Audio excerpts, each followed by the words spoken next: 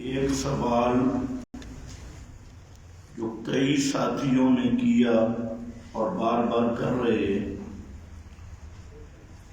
وہ یہ ہے کہ قرآن کریم کی تفسیر کون سی معتبر ہے؟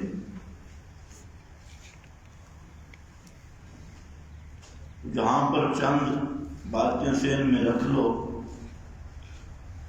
کہ قرآن کریم کی تفسیر جو ہے سب سے معتبر اور بہترین تفسیر خود قرآن ہے، اور جو آدمی قرآن کے فہم اور تدبر کا ذوق رکھتا ہو وہ قرآن کو پڑھ کے دیکھے کہ ایک مقام پر قرآن کریم میں اگر کہیں ابہام آ رہا ہو تو دوسرے مقام پہ قرآن خود اس کی تفسیر کر دیتا ہے۔ یہ قرآن کا خاصہ ہے جو فسر و بعضہ بعضا، قرآن کریم خود اپنی معتبر اور صحیح تفسیر ہے۔ دوسرے نمبر پر جو معتبر تفسیر ہے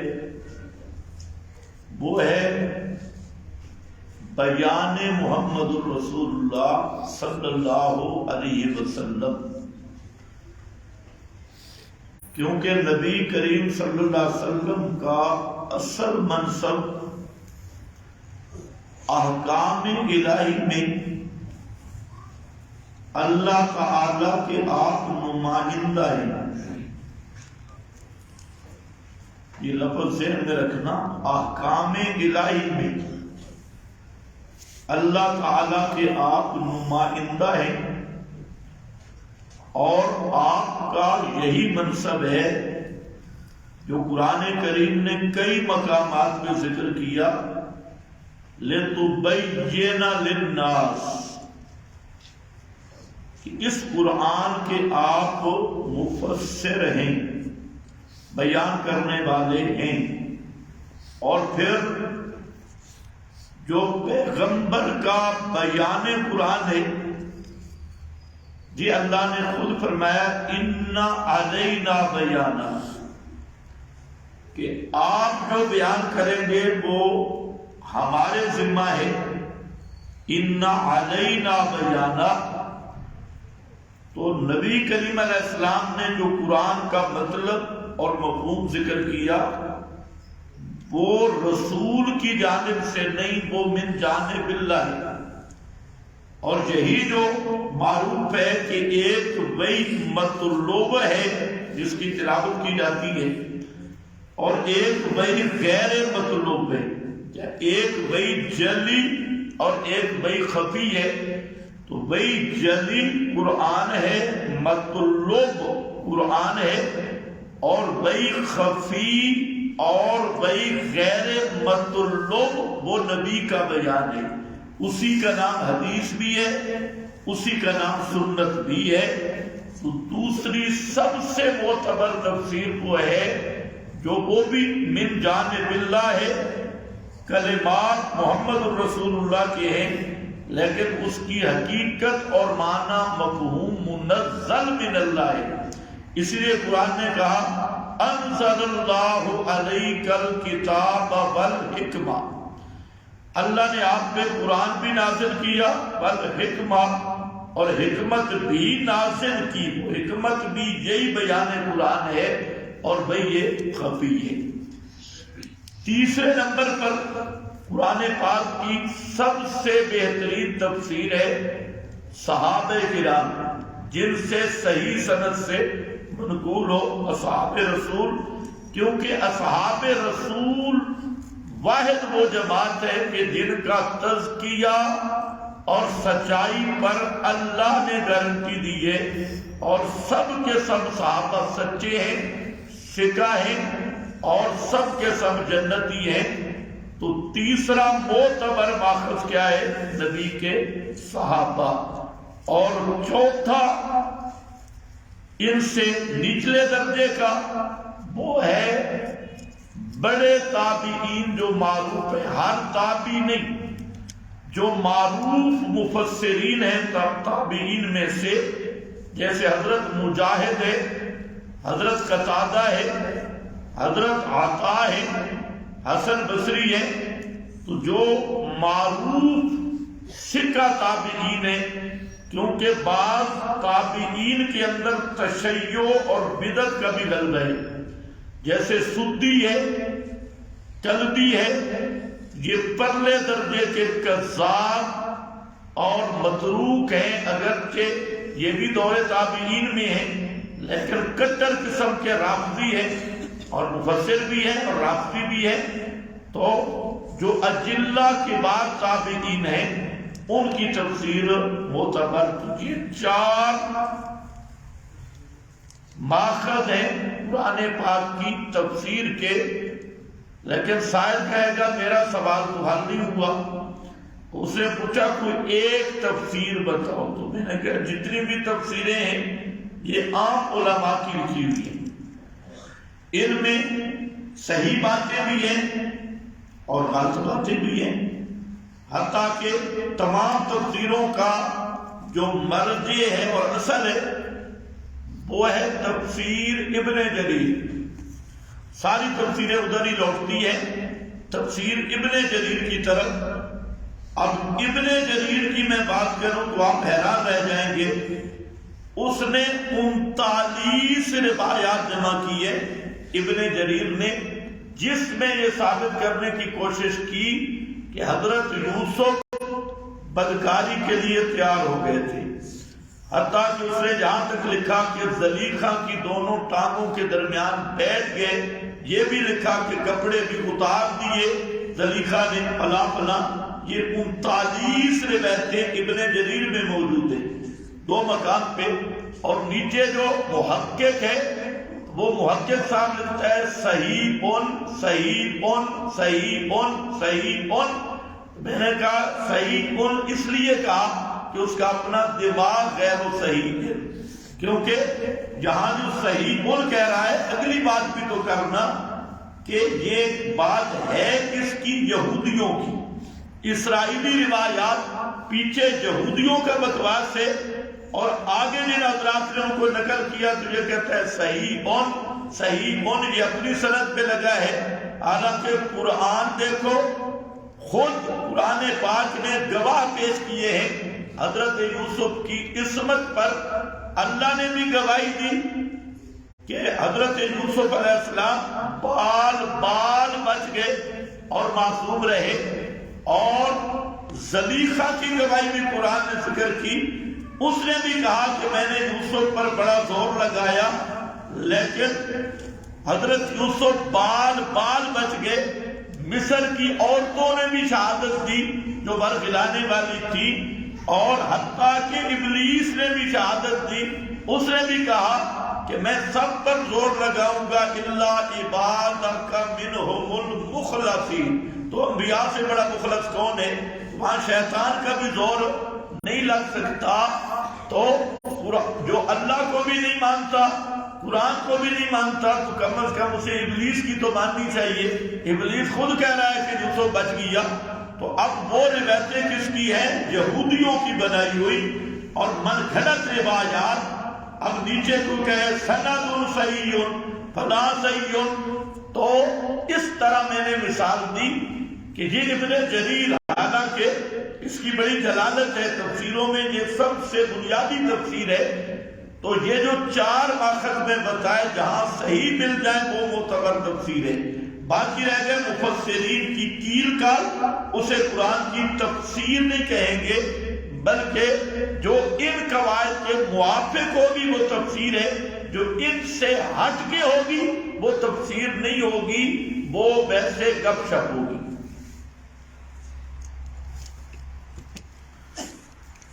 حضرت عائشہ وغیرہ کچھ صحابہ نے سماع موتی کا انکار کیا ہے، اور کچھ صحابہ خاموش رہے. معلوم ہوتا ہے یہ مسئلہ پھول ہے. کیا بات.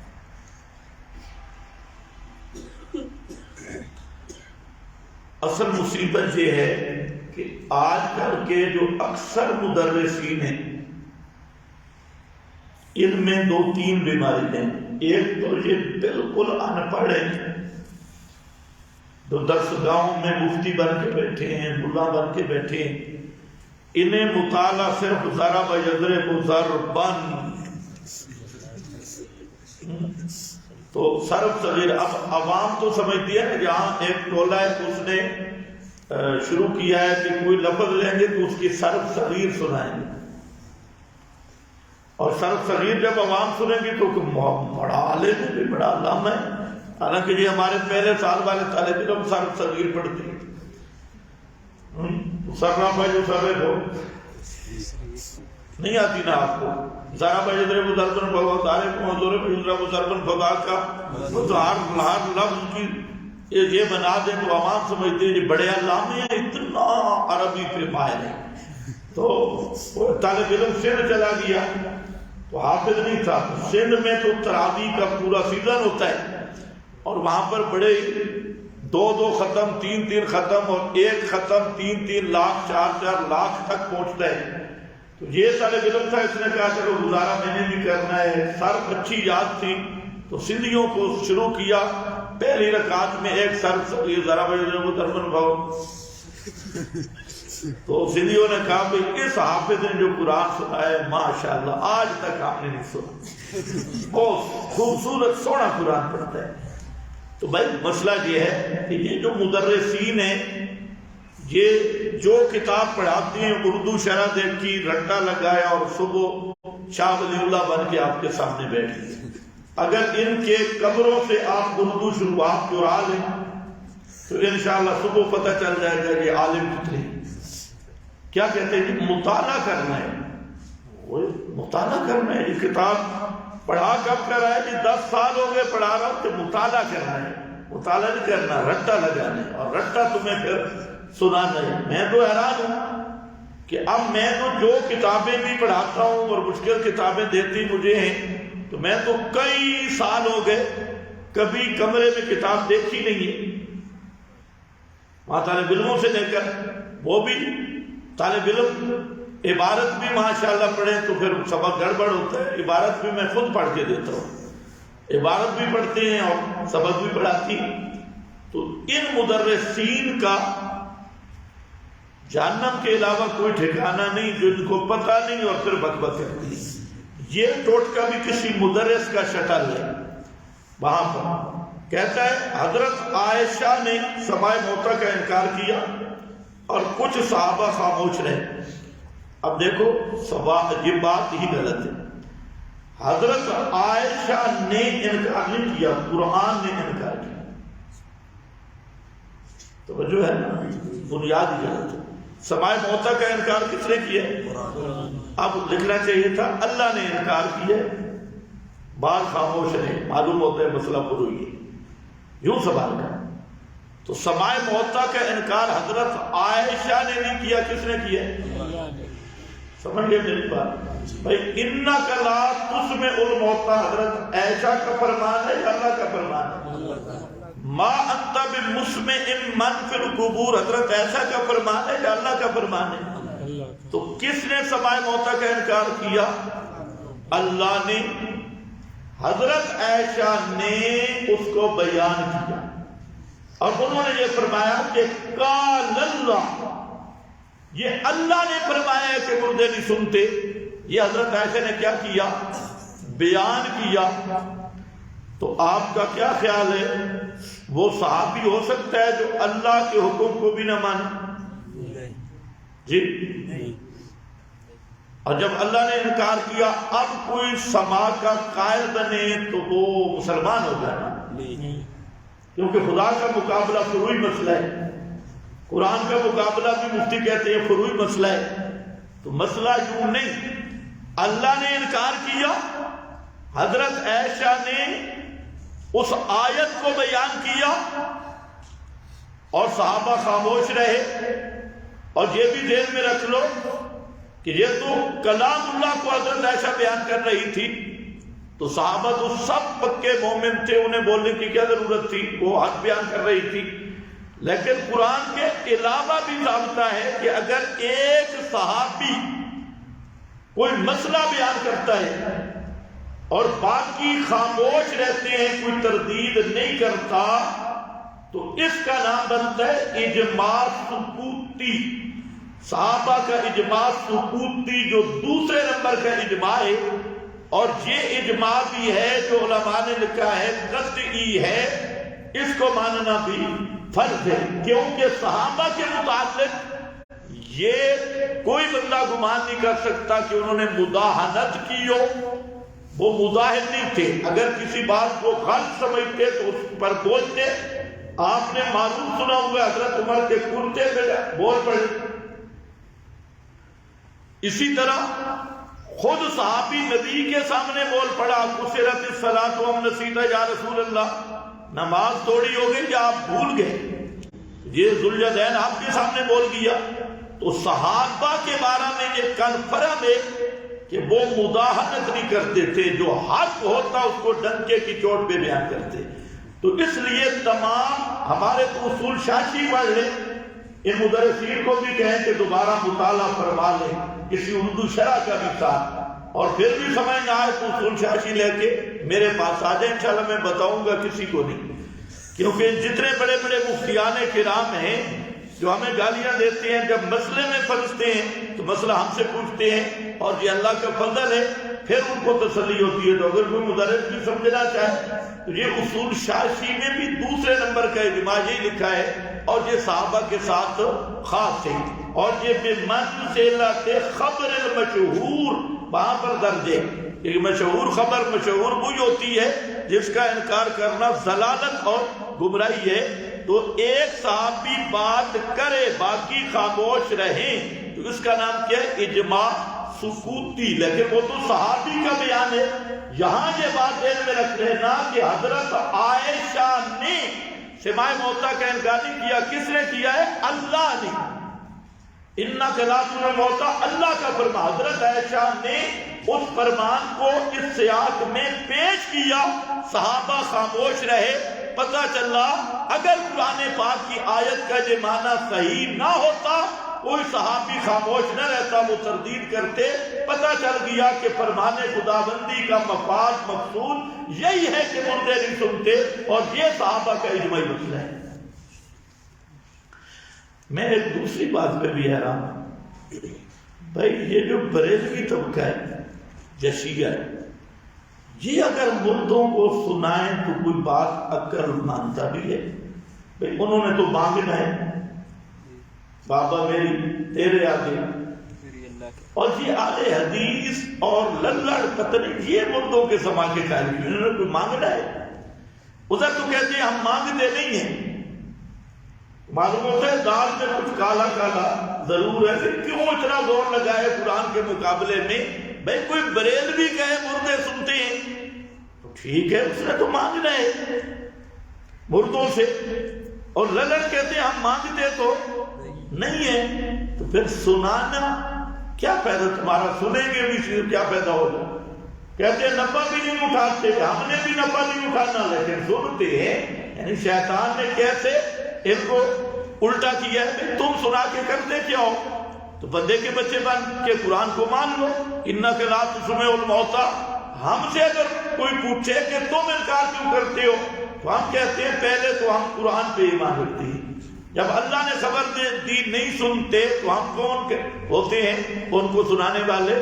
اور دوسرا یہ بھی ہم زور اس لیے لگاتے ہیں کہ شرک کی جڑ ہی یہاں سے پیدا ہوتی ہے، جب مردوں کے سننے کا عقیدہ رکھتا ہے، پھر سفارشیں کرتا ہے، پھر نظر نیاز منت منوتی، تو شرک کی ابتدا ہی قبروں سے ہوئی۔ آج بھی شرک قبروں کے ارد گرد ہے۔ تو اگر یہی مسئلہ قرآن کا عام کیا جائے، کوئی مردہ سنتا ہی نہیں، تو لوگ جائیں گے منتے ماننے کے لیے، نظریں ماننے کے لیے، طواف کرنے کے لیے، تو سارے شرک کی جڑ ہی یہاں سے شروع ہوتی ہے۔ تو ہم تو اس لیے اس مسئلے کو بیان کرتے ہیں کہ لوگ شرک سے بچیں اور کتاب اللہ پہ ایمان رکھیں۔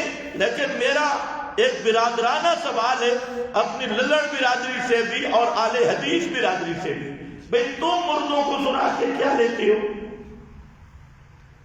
انہوں نے خواہ چالو بڑھیے چال کا شور مچائے، سنتے ہیں لیکن پھر جب پکڑے جاتے ہیں تو بات ہمارے والی نکلتی ہے۔ ہم کہتے ہیں کوئی ضابطہ قانون نہیں ہے، قانون اور ضابطہ ہے عدم سما کا، قانون اور ضابطہ عدم سما کا ہے کہ اسباب نہیں۔ اور اللہ چاہے تو خرق عادت اپنی قدرت کے اظہار کے لیے اندر قبر کی بھی کوئی شرط نہیں، میری یہ گفتگو بھی کسی مردے کو سنا دے تو اللہ قادر ہے۔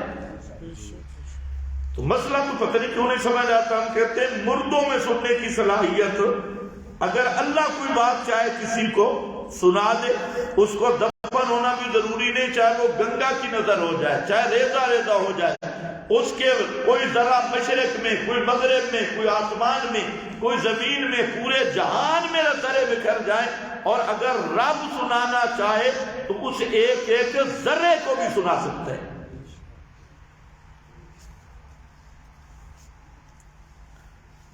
تعویذ کے بارے میں روایت مشکات میں اس کی وضاحت کرتے ہیں، بھئی بار بار ہو چکی ہے وضاحت۔ عوض یعوض تعویذاً کا کیا معنی ہوتا ہے؟ پناہ مانگنا یا لکھنا۔ عوض یعوض تعویذاً کا معنی پناہ مانگنا، پناہ مانگنا، پناہ لکھنا نہیں۔ قرآن پاک کی آخری دو سورتوں کو کہتے ہیں معوذتین۔ کیا کہتے ہیں؟ معوذ، معوذہ، معوذتین، یہ ہے پناہ مانگنے والی صورتیں۔ اور کیوں تعویذ ہے وہ کیا ہے؟ قل اعوذ برب الفلق، قل اعوذ برب الناس، کہ میرا پیغمبر اعوذ برب الفلق، اعوذ برب الناس، یہ لکھ یا کہہ؟ تو شرعی تعویذ ہے اللہ سے دعا کرنا، اللہ کی پناہ طلب کرنا۔ جو تعوذ ہے وہ کیا ہے؟ اعوذ باللہ، سب سے بڑا تعویذ تو یہ ہے، اعوذ باللہ من الشیطان الرجیم۔ یہ کیا ہے؟ تعوذ ہے، اور اس کے میں پناہ مانگتا ہوں۔ تو اب پڑھا جاتا ہے یا پہلے لکھا جاتا ہے؟ یا لکھ کے اس کو لٹکا دو، پڑھنے کی ضرورت نہیں؟ عجیب بات ہے۔ تو یہ ہے تعویذ، دم کرنا، اللہ کی پناہ مانگنا، اور یہ آیات ہیں ان کا ورد اور وظیفہ کرنا، یہ تعویذ ہے۔ معوذتین کا جتنا مرضی ورد کرو، وظیفہ کرو، یہ کلام اللہ ہے۔ لا حول ولا قوت الا باللہ۔ حضرت مولانا حسین علی رحمت اللہ علیہ، ان کا ایک ورد تھا مسنون اوراد، اور حضرت سید عنایت اللہ شاہ صاحب بخاری رحمت اللہ علیہ، جب میں نے ان سے بیعت کی تو حضرت شاہ صاحب بڑے شاہ جی حضرت سید عنایت اللہ شاہ بخاری رحمہ اللہ نے دو باتیں کی۔ میں نے کہا اوراد وظائف کیا ہیں؟ اس نے کہا، انہوں نے فرمایا کہ زبان سے ورد جاری رکھنا ہے حسبنا اللہ و نعم الوکیل، لا حول ولا قوت الا باللہ۔ آپ بھی بھئی اجازت ہے، آپ بھی پڑھیں حسبنا اللہ و نعم الوکیل، لا حول ولا قوت الا باللہ۔ اس کو پڑھو، معنی کو ذہن میں رکھ کے۔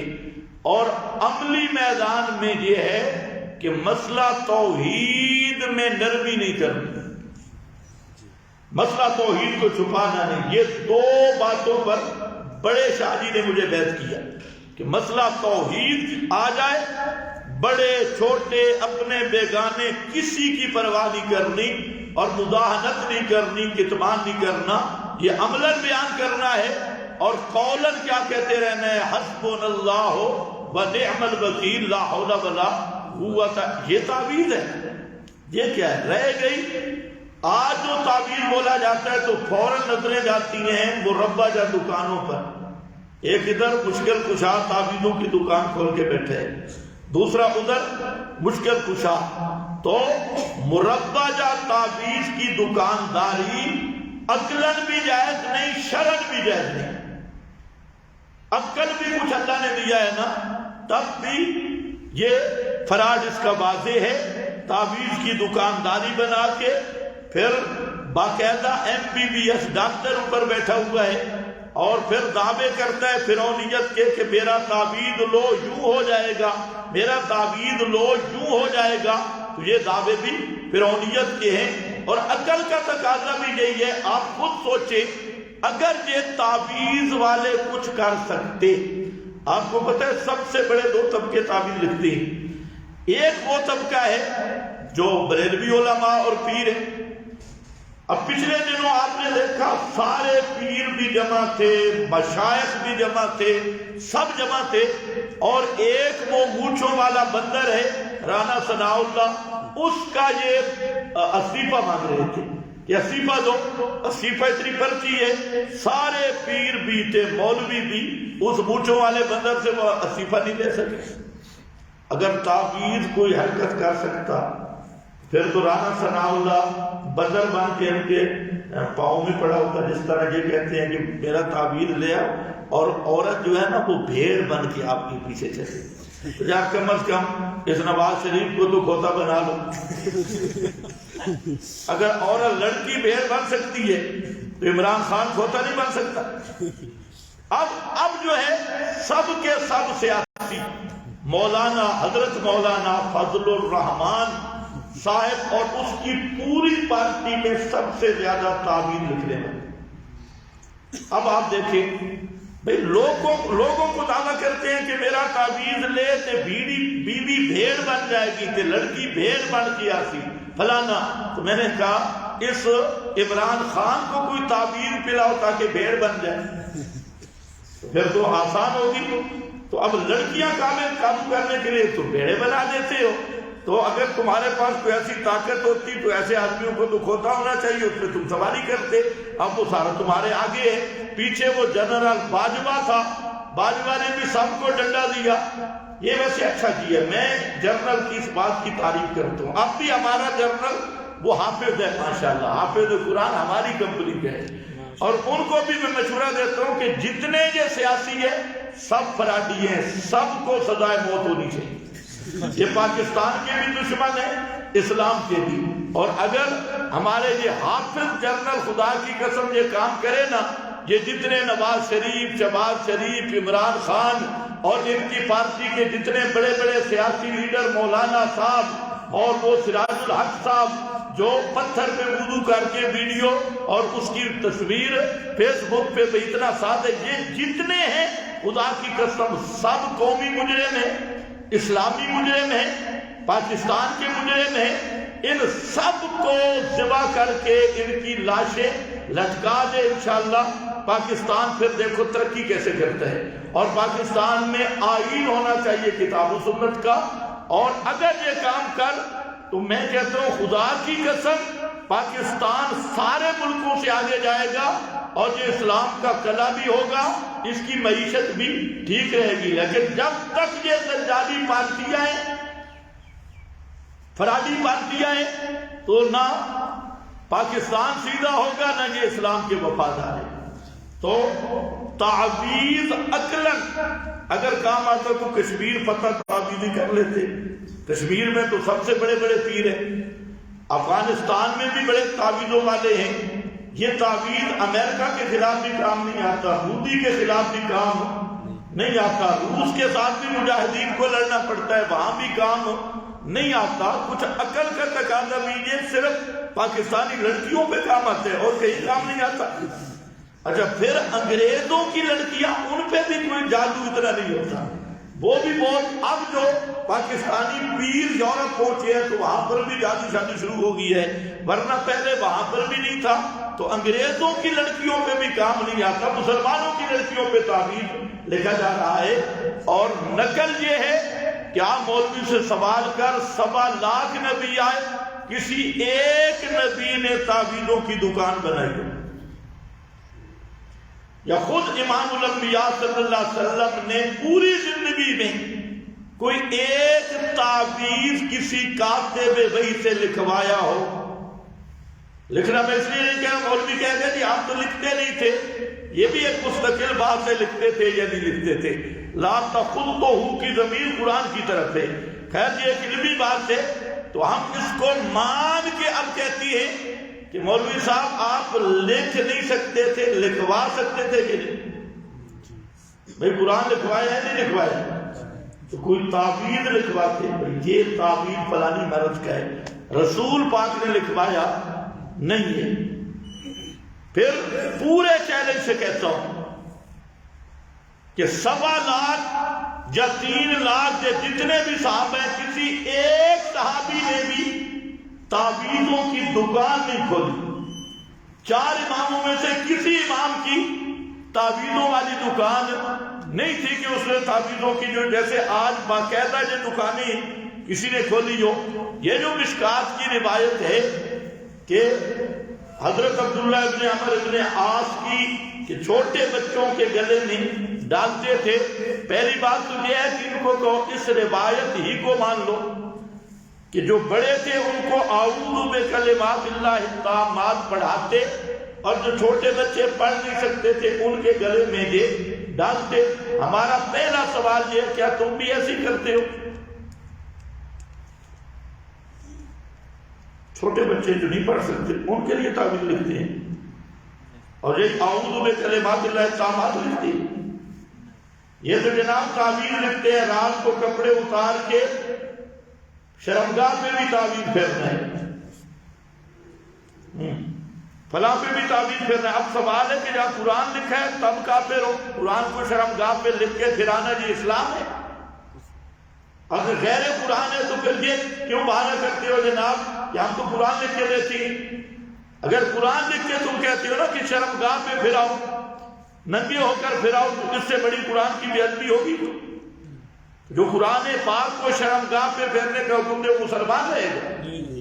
اللہ کرے تمہیں سمجھ آئے۔ تو بھائی یہ جو روایت ہے حضرت عبداللہ ابن عمر ابن عاص کی، یاد رکھ لو اس کے سارے طرق میں نے جمع کیے، جو لکھنے والی بات ہے یہ صحیح نہیں، اور یہ وہ روایت ہے کہ خلف الامام کے مسئلہ میں اشاعت التوحید کے علماء بھی، للڑ برادری بھی، سب کے سب کہتے ہیں کہ یہ روایت مردود ہے، اس کی سند صحیح نہیں۔ تو خلف الامام کے معاملہ میں آئے تو اس کی سند صحیح نہیں ہے، اور تعویذوں کی دکان کے بارے میں آئے تو اس کی سند صحیح بن گئی۔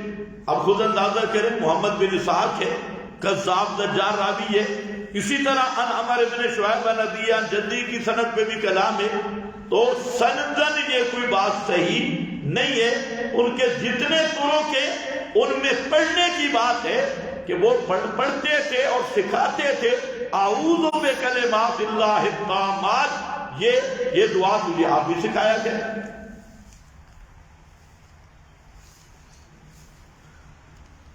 رجعنا من الجہاد الاصغر الى الجہاد الاکبر، اس روایت کی کیا حقیقت ہے؟ بالکل بے حقیقت ہے، یہ روایت بے حقیقت ہے۔ جو امام جمعہ کی پہلی 4 سنتوں پر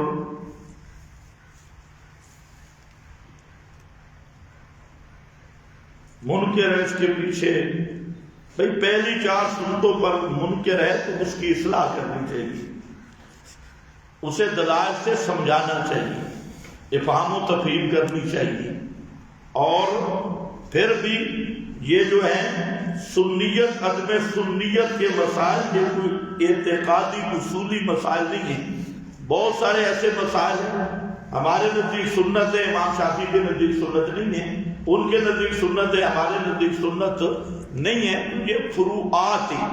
فروعات میں جو اختلاف ہے وہ تفسیق یا تکفیر پر منتج نہیں ہوتا، بلکہ اس میں اولا غیر اولا اور اس طرح کے اختلاف ہوتی ہے۔ نکاح پر اجرت لینا کیسا ہے؟ نکاح پر اجرت یہ تو مبہم سی پرچی ہے، وہ جو بیوی ہے وہ تو اجرت لے گی، اس کی اجرت کا نام ہے حق مال۔ حق مال اس کا حق ہے۔ اب یہ نہیں پتا مولوی صاحب کا یہ لکھ رہا ہے تو مولوی صاحب کا میرا خیال ہے حق مال نہیں بنتا، حق مال جو ہے وہ بیوی کا حق ہے بولے۔ اور مولوی کو بھی خوف خدا کرنا چاہیے، یہ قوم کا مسلی میراثی نہ بن جائے۔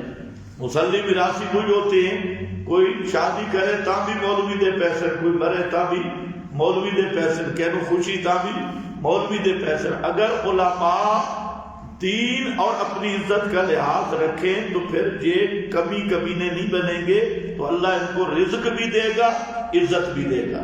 تو اب اذان بھی بچے کے کان میں دینی ہو تو مولوی صاحب کہتے ہیں میرے پیسے، نکاح پڑھنا ہے تو میرے پیسے، جنازہ پڑھنا ہے تو میرے پیسے، یعنی پورا دین تجارت پہ لگایا۔ اور یہی عادتیں ہیں کہ آج مولوی ایک گال بن چکا ہے، گال، اور لوگ یہی سمجھتے ہیں کہ مولوی کہتے ہی مانگنے والے کو اور مانگت کو ہے۔ یہ بات معروف و مشہور ہو چکی ہے۔ حالانکہ علماء تو ورثۃ الانبیاء ہیں، تو علماء کو ایسی عادتیں نہیں کرنی چاہیے جس میں لدھا پن ظاہر ہو، لالچ ظاہر ہو۔ عالم کی شان ہے مستغنی ہونا۔ مخلوق سے جب مستغنی ہوگا، ایک اللہ سے مانگنے والا عالم بن جائے گا، تو وہ سچا وارث رسول بنے گا۔ لوگوں کی جیبوں کو دیکھنے والا مولوی وہ اولیاء شیطان میں سے ہے، ضربت علیہم الذلۃ والمسکنہ، وہ اس کا مقدر ہے۔ تو اس لیے ان چیزوں سے بچنا چاہیے۔ خوارج کی صرف یہ نشانی ہے کہ لوگوں کو گناہ کبیرہ کی وجہ سے کافر سمجھتے، یا کوئی اور نشانات بھی ہیں۔ بھائی خوارج کی خروج کی ابتدا بنیاد وہ تو ہے امام خلیفہ بر حق یا امیر حق کی اطاعت سے نکلنا۔ خروج کی بنیاد کیا ہے؟ آل حق کی جماعت کے امیر کی اطاعت سے نکل جانا، یہ ہے خروج کی ابتدا۔ وہ جو لوگ حضرت علی المرتضیٰ کے ساتھ تھے، جب حضرت علی اور معاویہ کیا معاہدہ ہو گیا صلح، تو انہوں نے حضرت علی رضی اللہ تعالی عنہ کی اطاعت سے نکل کر حضرت علی پہ فتویٰ لگا دیا۔ تو اس کے بعد جو ہے خوارج کے چند اصول ہیں۔ ایک یہ کہ وہ گناہ کبیرہ کے مرتکب کو کافر سمجھتی۔ اہل سنت والجماعت کے نزدیک کفر کا تعلق عقیدے کے ساتھ ہے۔ عمل میں جتنا بھی بڑا گناہ ہو، گناہ کو حلال نہ سمجھے، حتیٰ کہ زنا، چوری، ڈاکہ، جتنے بڑے گناہ بھی ہوں، اس سے آدمی کافر نہیں بنتا۔ گناہ گار ہوگا، فاسق ہوگا، لیکن کافر نہیں۔ اہل سنت کا یہ عقیدہ ہے۔ اور دوسرا وہ کہتے ہیں کہ جو گناہ کبیرہ کا مرتکب ہے وہ ہمیشہ جہنم میں رہے گا۔ ہم کہتے ہیں بھائی نہیں، ہمیشہ جہنم کی سزا کفر اور شرک کی سزا ہے۔ جو آدمی مومن ہے اور پھر چاہے دنیا جہان کے سب گناہوں میں ملوث ہے، وہ بھی بالآخر جنت میں جائے گا، چاہے شفاعت الانبیاء سے جائے، چاہے اللہ کی خاص رحمت سے جائے، چاہے وہ وہاں جہنم میں سزا بھگت کر پھر جنت میں آ جائے۔ تو یہ بھی خوارج۔ اسی طرح خوارج منکر حدیث بھی ہیں۔ خوارج کے اور بھی بہت سارے مسائل ہیں جو اہل سنت سے ہٹ کر ہیں، تو یہ ایک مستقل فرقہ ہے۔ اس وقت بھی خوارج عباسیہ فرقہ موجود ہے، دبئی میں بھی اور بعض اور ایریوں میں بھی وہ اپنے آپ کو عباسیین کہتے ہیں، اور یہ کوئی خوارج کا گروہ ہے حضرت علی کی جماعت سے نکلنے والا۔ واقعہ کے رطاف یہ مفصل بیان ہو چکا ہے، نیٹ سے تلاش کر لیں۔ وآخر دعوانا